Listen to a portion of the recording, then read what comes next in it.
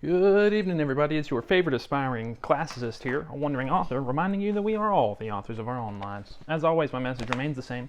Spend less, live more, earn your freedom with frugality. And we are finally on Book 10, the final book of Aristotle's Nicomachean Ethics. And he's going to devote this book to pleasure.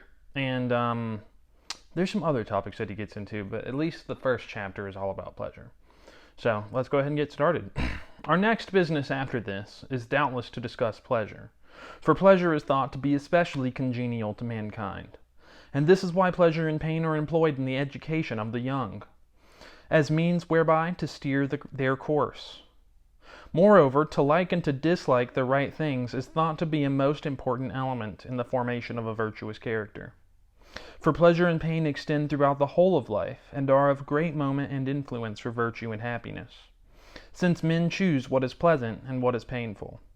It would therefore seem by no means proper to omit so important a subject, especially as there is much difference of opinion about it. Some people maintain that pleasure is the good, others on the contrary say that it is altogether bad. Some of them perhaps from a conviction that it is really so, but others because they think it to be in the interests of morality to make out that pleasure is bad, even if it is not, since most men have a bias towards it, and are the slaves of their pleasures, so that they have to be driven in the opposite direction in order to arrive at the due mean. So let me translate a little bit of that for you guys.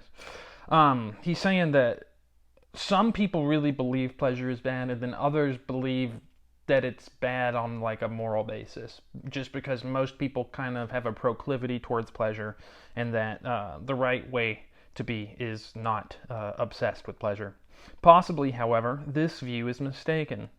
In matters of emotion and of action, words are less convincing than deeds.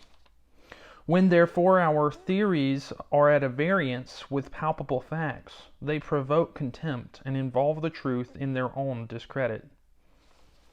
If one who censures pleasure is seen sometimes to desire it himself, his swerving towards it is thought to show that he really believes that all pleasure is desirable, for the mass of mankind cannot discriminate. Hence it appears that true theories are the most valuable for conduct as well as for science. And right there's a profound statement, right? Harmonizing with the facts, they carry up conviction and so encourage those who understand them to guide their lives by them. With so much by way of introduction, let us now review the theories about pleasure that have been advanced. And that's the end of chapter 1. And so in the next chapter, Aristotle's going to review the theories regarding pleasure and how it operates and how we should treat pleasure. And even a little bit about pain. But that's all I've got for you guys tonight. What are y'all doing in order to inspire, uplift, and empower your local community today? Because this world isn't changing unless we all do our part. And you can count on me to do mine daily. Till next time, I love y'all.